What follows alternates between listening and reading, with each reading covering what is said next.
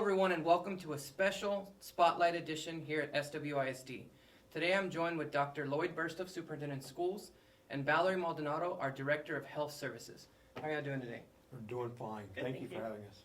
All right, today we're here to talk about the ever-changing pandemic of COVID-19.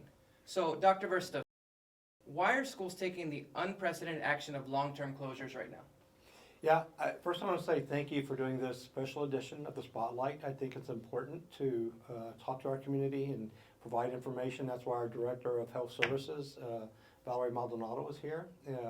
We're in this unprecedented time and era like we've never been before, kind of driven by this worldwide pandemic of a virus that's going actually internationally and came nationally, and we can see that it's in some other states more than Texas, but it is coming into Texas. And so what we're trying to do is really work with our national and state and local officials to understand as a society how we can do strategies to reduce exposure to this virus, and I'm sure Valerie can explain a little further when she has an opportunity to talk here in a few minutes. And so closing schools right now, where there are large bodies of students, is one of those strategies that we employ, and there's a lot of other strategies called social distancing, really having folks stay further away from each other. And the idea behind that is we do some things now, and it sounds like a really long time to close schools through April 3rd and possibly beyond that. If the things we do now could mitigate the exposure to this virus, could really contribute to saving lives down the road, could contribute to people getting infected by the virus. And so my 30 years, we've never done anything like this, and so it is unprecedented in my time. It's new to all of us, and the idea that we have to close is nothing that we like, and it's nothing that we take lightly. But from everything that I've learned and the people that I've been able to speak with, I feel it's necessary and support the idea that right now we need to have a stopgap. We need to make sure that the health and well-being of our youth and of our community and all of our folks in the state of Texas, and especially here in Southwest ISD, our communities, that we do those efforts to make sure that they're going to be safe. And we know it's hard to really embrace and imagine having our schools closed for a long period of time, but I think in the long term of things, it is the best possible thing we could do as a Texan and as a U.S. citizen to be part of the solution moving forward. We all want to try and be as safe as possible. So on that note, Ms. Maldonado, what do we need to know about the COVID-19 virus to better protect ourselves and loved ones? So it's really important to practice basic hygiene principles like washing your hands, coughing into your elbow, sneezing into your elbow, or use a tissue. And if you do that, then go and wash your hands. And if you don't have, or if you're not able to wash your hands, use hand sanitizer that has at least 60% alcohol. Stay home when you're sick. Keep your distance from those who are sick, and practice, as Dr. Verstuyft said, social distancing. And we do all this really to protect our vulnerable populations, our elderly, who tend to get a more severe case of this illness, and then those with underlying health conditions as well. So again, this is all to protect them. We may get it, but most healthy individuals will have a very mild case of the illness. Don't go to crowded places.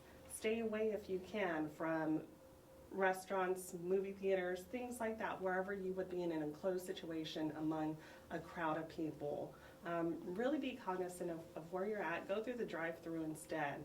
And you can do other things that can help you through this time, like take a walk through your neighborhood, go for a hike. You can still go bike riding, things like that. Just don't be in crowded places and wash your hands. Okay, so it's not just stay home all the time. So it's just taking little precautions here and there to make sure that we're healthier lifestyle for all of us. Absolutely. Well, Dr. Verstuyft, how will students participate in learning during the closure? Yeah, it's a great question. So the idea is that physically our students will not be coming into our schools because that would contribute to not really kind of knocking the opportunity of spreading the virus down. So we we are this week getting out packets at some point this week to all of our students who don't have access to online learning opportunities. And so I know through all of our campuses, our principals and their staff are making contacts with our parents, setting up pickup dates to pick up either packets this week, to pick up devices this week. The idea is that we're taking this week to get our legs up underneath us, but we know that continuing teaching and learning is important today, and it's going to be important tomorrow. Like I said, we know for sure we are closed down through April the 3rd, and I anticipate there's a possibility it could be even longer than that. And so our plan this week is to use low-tech opportunities, which are student packets, high-tech opportunities, which is like Google Classroom or other technology online learning applications. And then as we move into the second week and third week, we want to move predominantly to an online learning environment. And it's going to be a learning curve, I think, for some of our educators. It's going to be a learning curve for some of our students. But we're going to make the best possible opportunity out of this to really try to learn a new venue of teaching and learning. And so we're prepared. I know that we are in a process of connecting with our parents. You know, we have 14,000 students. We have 65,000 community members. And so an area this big, if we have a few days, we know that we can get things going. And we know that our students will benefit long-term by continuing to learn while they're at home in a different venue. Sounds like a lot of things are going into play to make sure our kids continue to learn. Oh, absolutely, yes. So, Dr. Verstuyft, tell me more about this curbside meal program. So we know child nutrition and providing our students breakfast and lunch is a very important aspect, and we definitely want to continue that process. We want to make sure that our kids have access to nutritional breakfast, to nutritional lunch. We started actually this morning, where we're able to serve over 450 students breakfast at 6 locations. And we are going to expand to 8 locations here, I think within the next 2 days. And so all that information is on our website. And if you go to www.swisd.net, you'll find an area there called COVID Health Updates. Within there, you'll see that information. We encourage all of our students to participate in the breakfast, participate in the lunch, and we have some directions that come with the lunch and some warnings about certain foods. I want to commend our child nutrition. I think they've done a great job in a very short period of time to make sure we have that available for our students. And so we know we're going to continue instruction. We're going to continue to feed our youth and feed our communities. And so we think we have a good plan. And it's really interesting to watch it evolve and kind of take off. And I had an opportunity to visit some sites this morning, and child nutrition staff, phenomenal. Our kids coming and the parents bringing them the curbside process working. It was, in a bad situation, it was heartwarming to actually observe.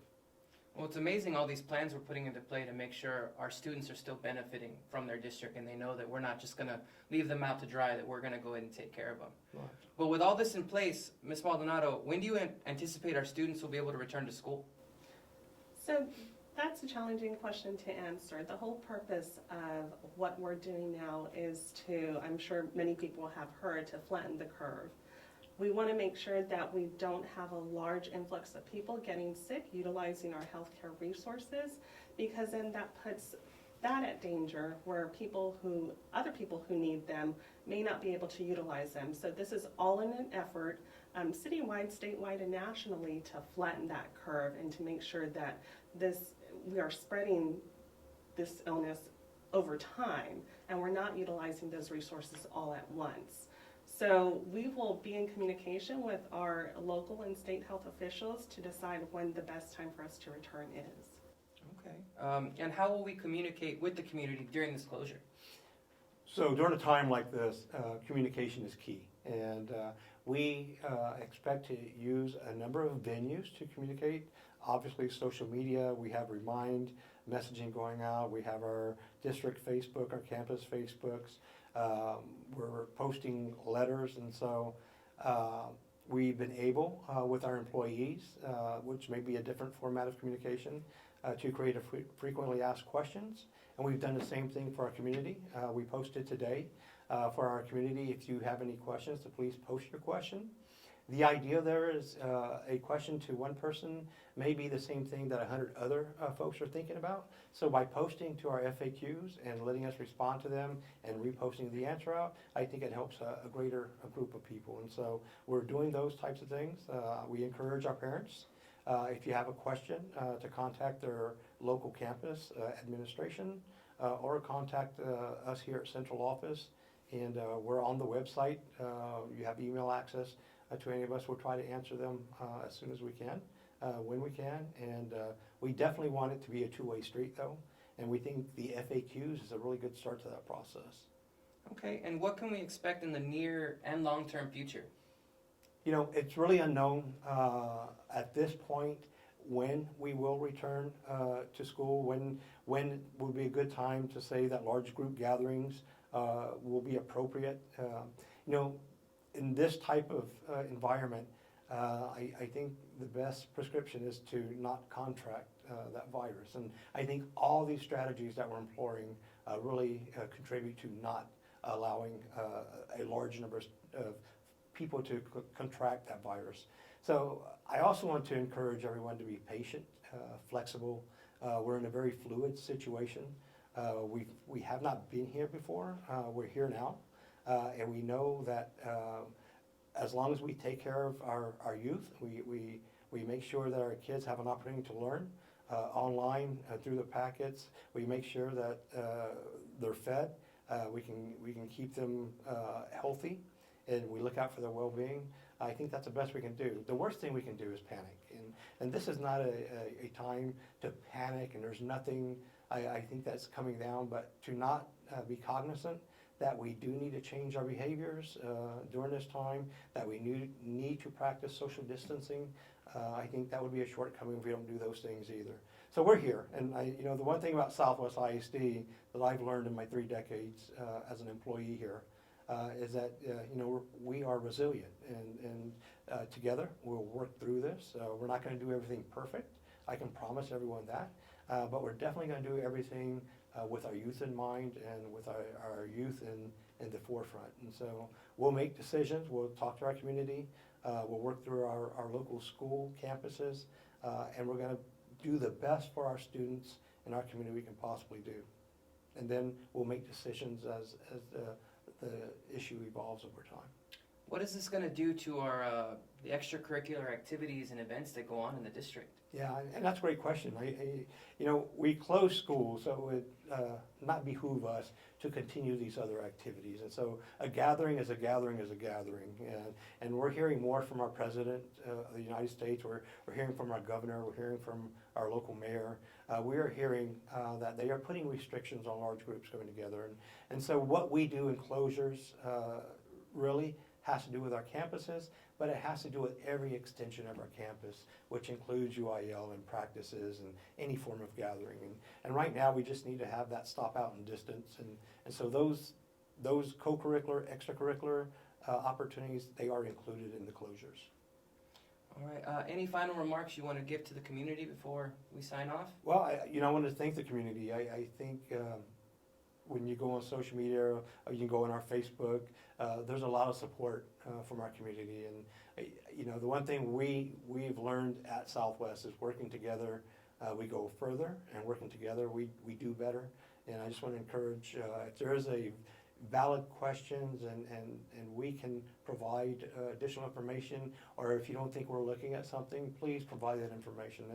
This is a two-way effort. We're in this together, and we will get through it together. And one thing I always close with is we are Southwest, and I definitely close with that today. We are Southwest. So.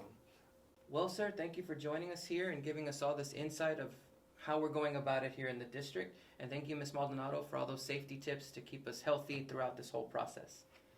Thank you for joining us for this special edition of the Southwest Spotlight. For more stories, videos, and other SWISD TV productions, make sure to subscribe to our YouTube channel and follow us on Facebook, Twitter, Instagram, and Snapchat. We are Southwest.